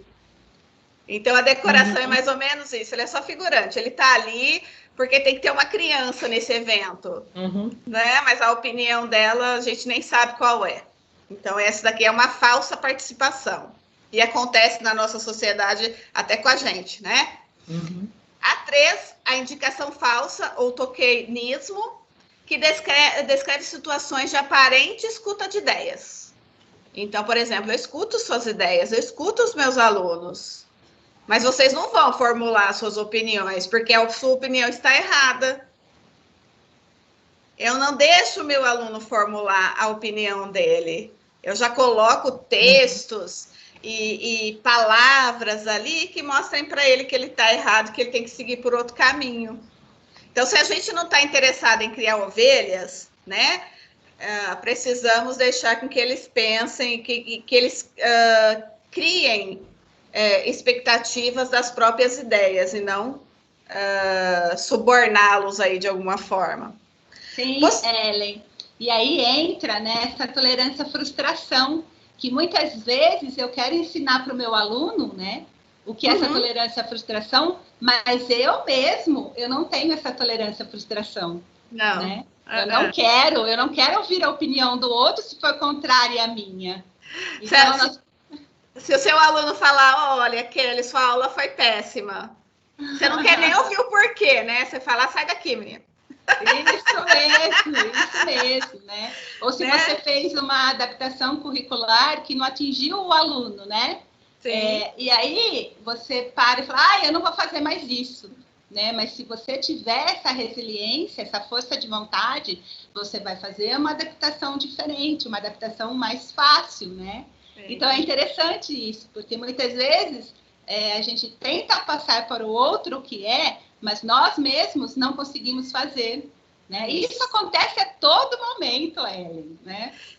Tanto que essa escada de participação do Roger Hart, ela pode ser usada com adultos, inclusive, né? Então, continuando aqui, nós temos o 4, que é designado, mas informado. Aqui já começa, o aluno já começa a ter um pouquinho de protagonismo, tá? Ele começa a participar um pouco mais. São dados papéis e explicitados objetivos para o desenvolvimento de qualquer iniciativa, permitindo a escolha e a integração no projeto ou não. Então, eu dou ali o projeto, né? Falo sobre os papéis e o aluno decide se ele quer ou não. Então, já começa a ter um protagonismo ali, no momento em que ele pode escolher. 5, consultado e informado. Então, desempenham o papel de consultores, o projeto é planificado e executado por adultos, mas os alunos entendem o processo e as opiniões desses alunos são levadas em consideração de uma forma séria e íntegra, porque muitas vezes a opinião do aluno não é levada em consideração dentro dos projetos. A 6, que é iniciado por adultos e decisões partilhadas com os jovens. Considera que, apesar da definição inicial ter sido efetuada pelo aluno, ao longo do processo, a partilha e a tomada de decisão conjunta é uma constante. Então, adulto e adolescente, adulto e criança começam a tomar decisões juntas. Olha que crescimento, como é difícil. Será que a gente consegue fazer isso com os nossos filhos? Tomar essas decisões juntos? Peraí, eu não vou falar para você que você não vai sair hoje à noite. Vamos sentar e vamos conversar. O porquê que eu não gostaria que você saísse, o porquê que você gostaria de sair, e aí a gente vai definir qual vai ser a decisão, né? Difícil. O 7, que é iniciado e dirigido pelos jovens quando o aluno tem a ideia principal. As crianças detêm a oportunidade de se juntarem no processo de tomada de decisão, cogestão e responsabilidade, porque é fácil inventar um projeto, quero ver fazer ele acontecer. Nesse ponto aqui é que a gente pega que o jovem não está acostumado a ser protagonista. Quando ele começa o projeto, mas ele não consegue dar cabo desse processo para finalizar. E o professor tem que falar, peraí, deixa que eu faço. Será que é certo esse deixa que eu faço? Não, deixa que o aluno conviva ali com a frustração do que não deu certo. Sim, né? Tem que ter aquela persistência no foco, né? Sim. E a 8 e última, que eu acho que é o degrau mais amplo de protagonismo e que muitos adultos até nem chegaram a ela ainda, que é iniciado pelos jovens e decisões partilhadas com os alunos.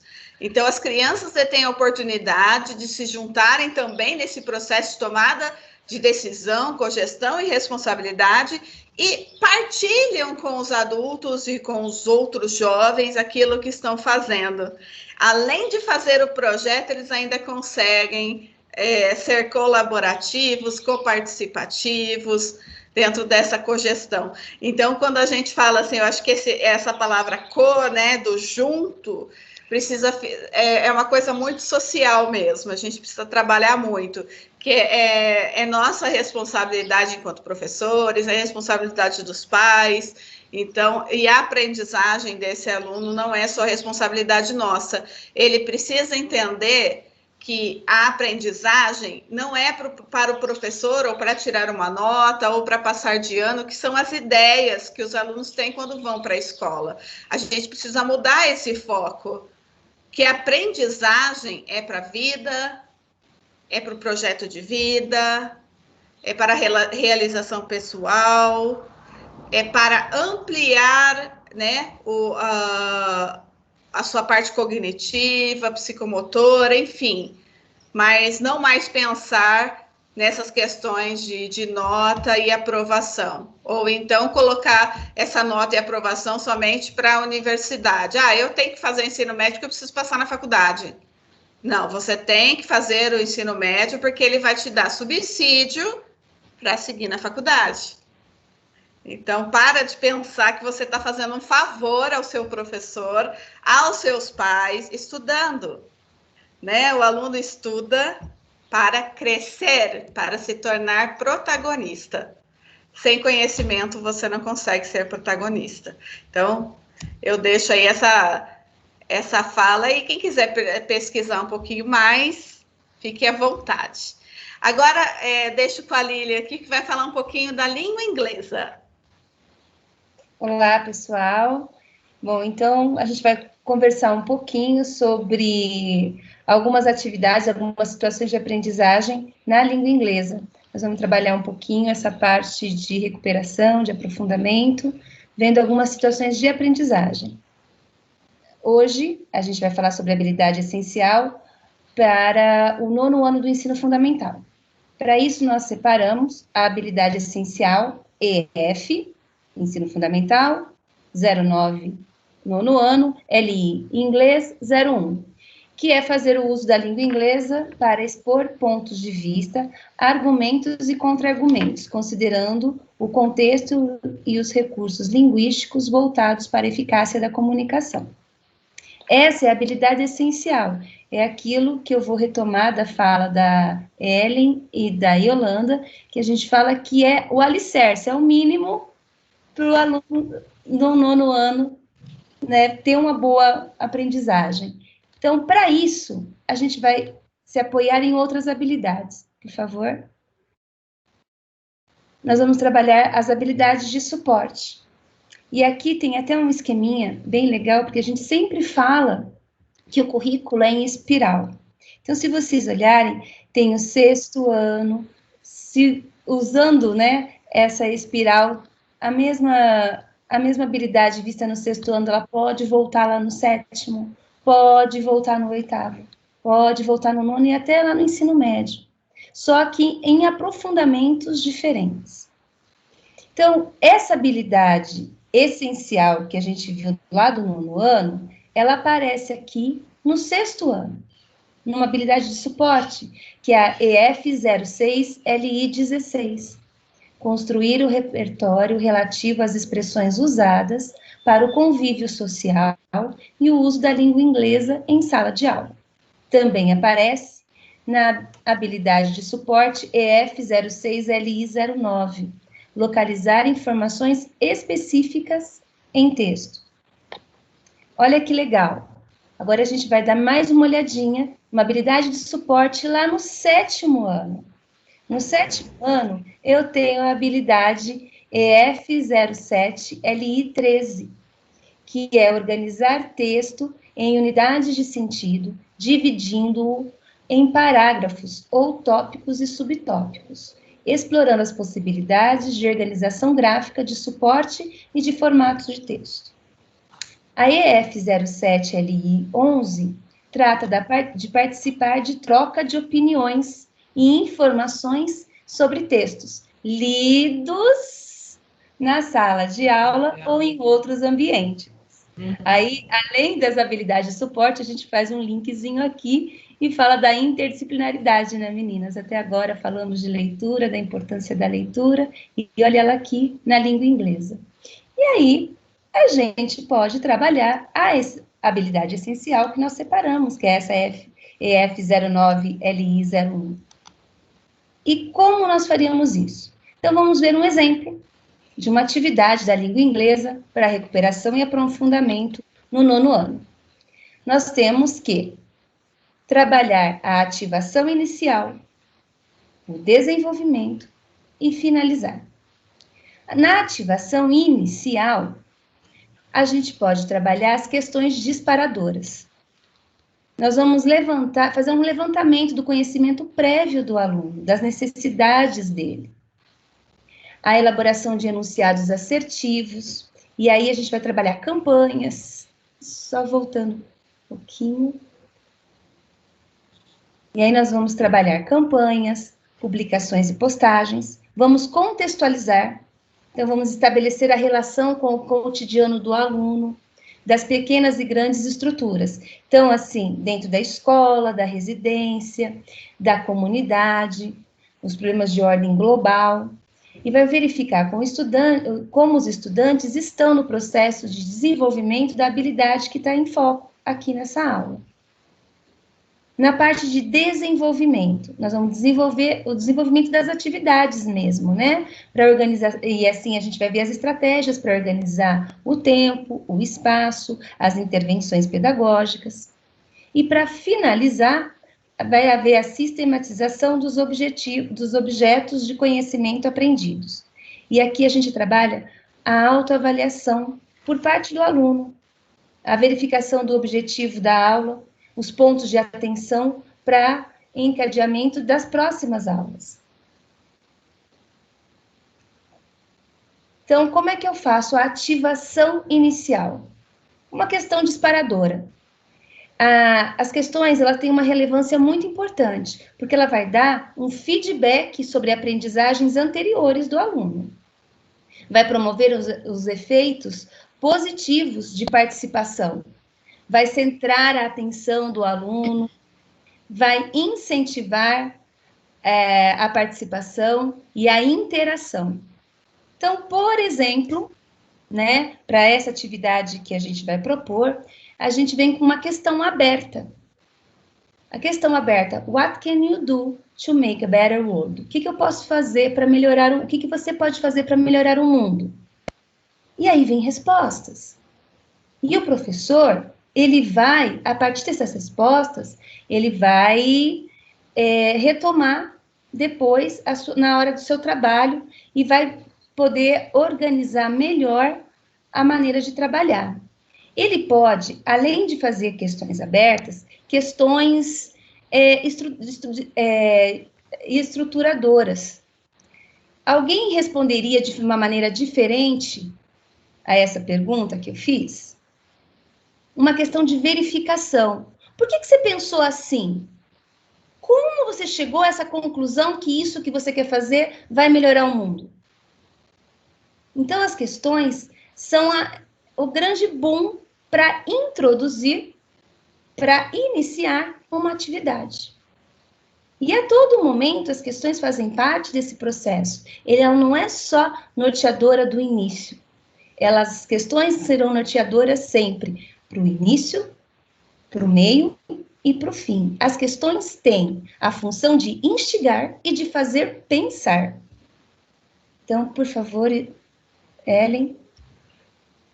Quando a gente fala de desenvolvimento, nessa atividade, essa atividade vocês vão encontrá-la no caderno do aluno, no volume 2, na página 43, e é exatamente esse cartaz ali. Então, como eu vou desenvolver essa atividade? Vamos solicitar que o aluno analise o cartaz, identifique as estratégias argumentativas ali, o contexto de produção, a utilização da imagem, essa imagem que foi utilizada, o meio de circulação que acontece e o objetivo do texto. E aí, a gente pode trabalhar algumas perguntas. Essas 4 perguntas. Você já viu esse tipo de anúncio? Onde? Quem é o público-alvo desse anúncio? Qual é o propósito dessa campanha? Qual é o argumento usado? Olha, português. Tô vendo. Usado, né, para convencer a pessoa a economizar energia. Isso, e pode acontecer, Lilian, de repente, do aluno que não prestou atenção aí no texto, que não tem o conhecimento do inglês, falar, deve ser algum anúncio de venda de lâmpada. Um curso de, sei lá... E aí eu vamos pensar numa coisa, será que é um anúncio de vendas? E por que usa a palavra save? Vamos pensar num cognato? O que te lembra a palavra save? Salvar, né? Salvar energia? Não, eu não salvo energia, eu economizo. Olha, então é aqui que vem. Essa parte de instigar o aluno a fazer pensar. Como você chegou, aí vem a questão, né, de verificação, como você chegou à ideia de que esse cartaz era para venda e não para uma outra coisa? Ele pode, por exemplo, ter olhado aqui a lâmpada e visto que a lâmpada de LED gasta menos energia. Ele falou, estão vendendo a lâmpada de LED. Pode ser. E como você... Alguém consegue ajudar o colega agora? Olha, as questões de verificação. Exato. Alguém consegue explicar melhor para ele que não é isso? Porque, às vezes, por mais que a gente tenha boa vontade como professor, às vezes a gente não consegue se fazer claro para o aluno. Sim, sim. E uma palavrinha para o colega, ele vira e fala assim, mas era isso? Mas era só isso? Então, a participação do colega nesse momento é importante também. Lembrando aqui que temos as 2 linguagens, verbal e não verbal, né? Então, ele relaciona essa lâmpada com alguma coisa, né? E então, onde ele viu esse tipo de lâmpada, como a Ellen colocou aí, né, Ellen? É a lâmpada de LED, mas na casa dele, talvez, ainda tenha essa lâmpada, ele nem conheça outro tipo de lâmpada, né? Então, tudo isso é o conhecimento, levantamento de conhecimentos prévios. Exato. A figura da lâmpada está ligada a uma ideia, né? Então, pode ser alguma ideia, né? A lâmpada, geralmente, quando a gente tem né? Então, a ideia. Então, tudo isso passa-se, né, na cabeça dos alunos. E cabe ao professor, né, fazer justamente esse levantamento prévio para começar, né, a realizar um trabalho. Muito bom. E a gente pode, inclusive, se estiver dentro da sala de aula, falar da lâmpada que tem lá em cima, na sala de aula. E que tipo de lâmpadas a gente tem aqui na sala de aula? E aí a gente já mostra uma outra já dá um outro olhar. Trazer o real. Isso, mais próximo e real dele, né? Da realidade. Com certeza. Por favor, Ellen. E para finalizar essa atividade, o que a gente pode propor?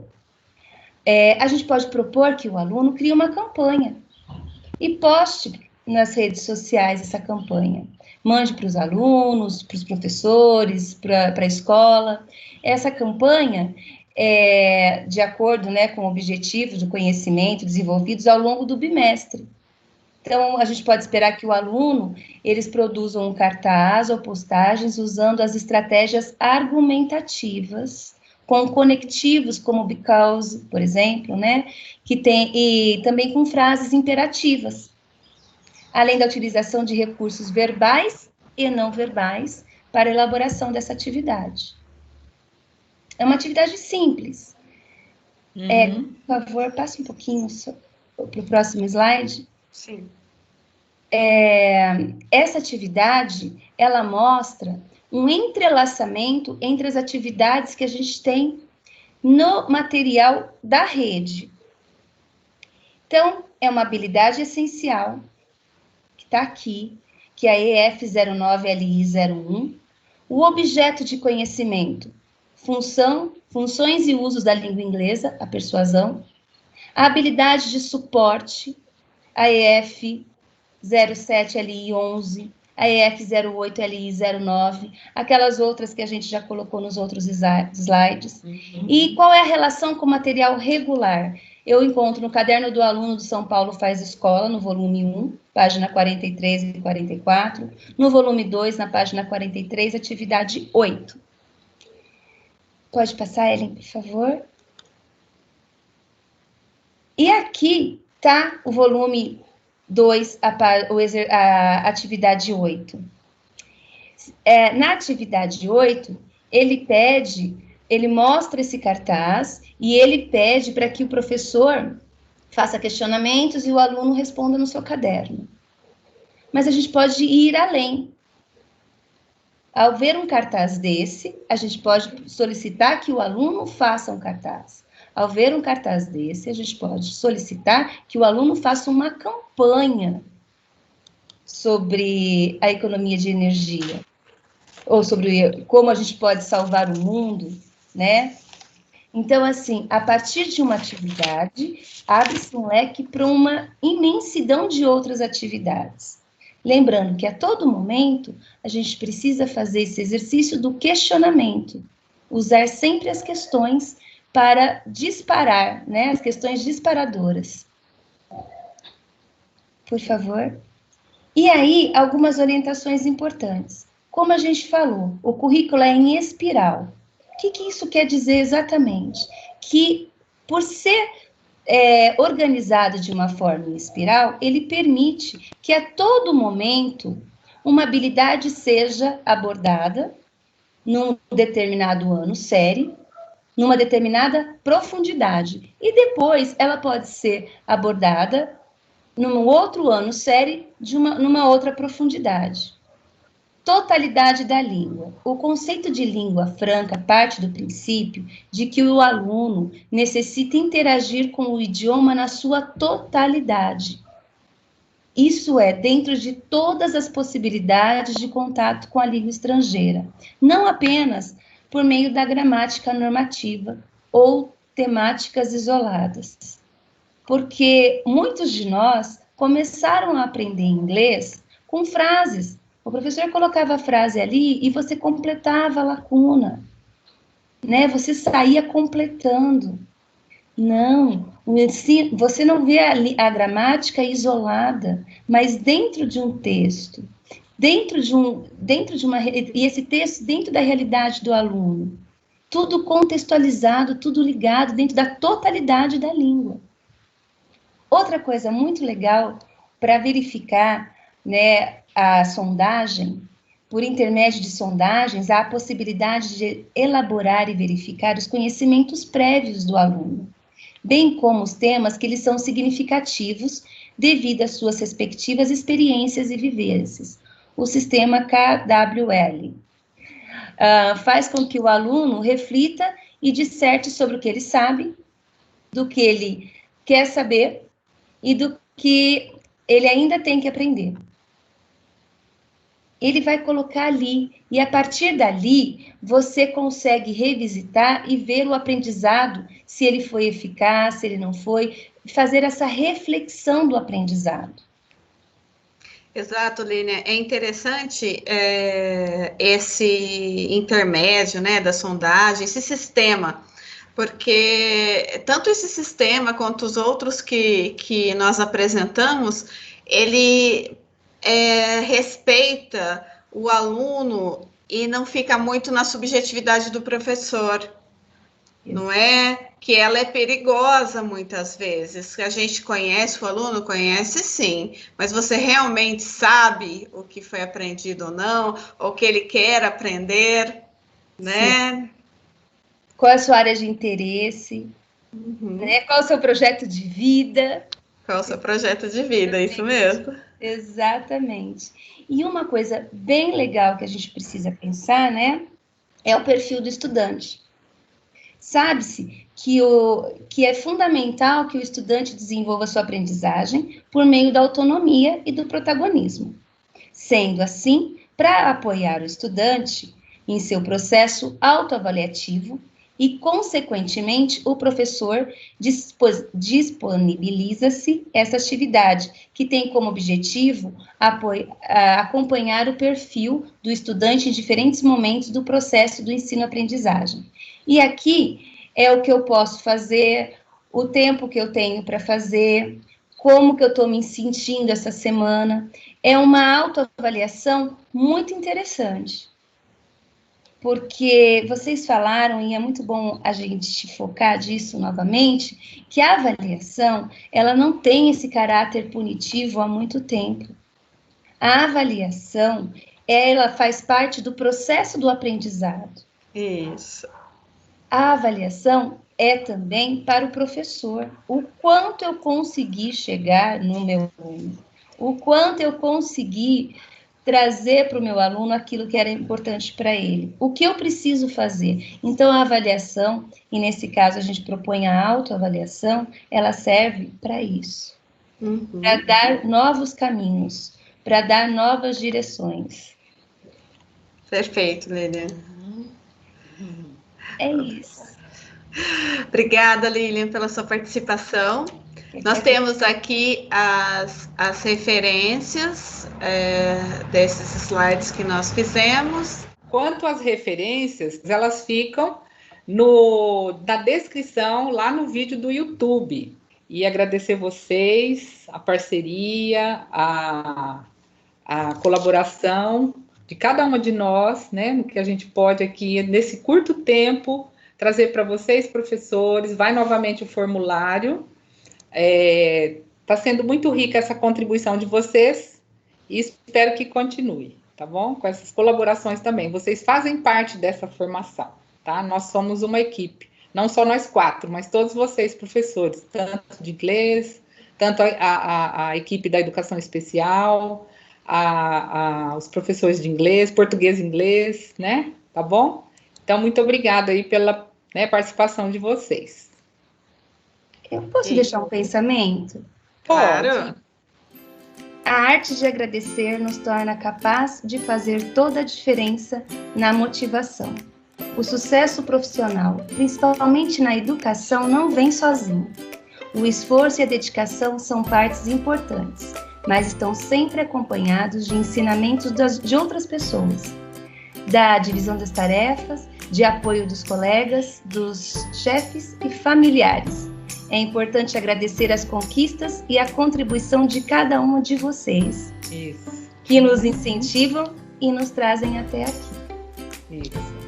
Tanto os alunos quanto os professores, os PCs, né, que estão agora aí, né, em formação conosco, às vezes não são da disciplina, mas estão aí aprendendo e a gente aprendendo com vocês também. É uma Tá bom, gente? É uma troca. Então tá. Então até a próxima, né, gente? Mais alguém gostaria de colocar alguma coisa? Eu gostaria, Yolanda. Então fala. É sempre um prazer estar aqui, porque eu aprendo muito com vocês, né? É uma troca, é uma energia gostosa. E também espero, né, que esses professores, toda a equipe gestora também estejam sentindo, né, essa energia, esse nosso acolhimento para com vocês, né? E continuem mesmo, né, falando e pensando para nos dar esse feedback, para a gente trazer mais e mais informações, né? Fazer uma TPC aí diferente. E sempre lembrando, né? Começa comigo, né? A autoestima começa comigo, o autoamor começa comigo. Então, se não começar comigo, eu não consigo passar para os meus colegas de trabalho, para os meus alunos. E é claro, nós estamos passando por momentos de estresse, momentos difíceis, né? Mas nós também passamos por momentos legais, né? Momentos bons. Estamos superando, né? Sim. Estamos sim. E eu sou o quê? Várias dores, né? Isso. Então, eu sou o que eu penso, o que eu sinto, né? E o que eu falo, como eu me comporto. Então, vamos aí ter pensamentos bons, positivos, para nós nos sentirmos felizes. E se nós estivermos felizes, a gente faz o outro feliz, a gente faz o outro bem, tá? E que a todo momento nós estamos aí usando nossas competências socioemocionais, que elas fiquem presentes no nosso dia a dia, né? Que elas fiquem fluídas, né? Que elas fiquem conscientes e não inconscientes. Porque quanto mais eu estou no meu aqui e agora, mais eu sou produtiva, mais eu sou feliz, mais eu estou comigo mesma. Isso. Estamos distantes, mas não sozinhos, né? Não. Bom lembrar. Sim. Bom lembrar. Então tá, pessoal. Então, meninas, ó, um beijo para vocês. Para todos que nos assistiram, obrigada, né? E até a próxima, então. Até. Tchau, tchau.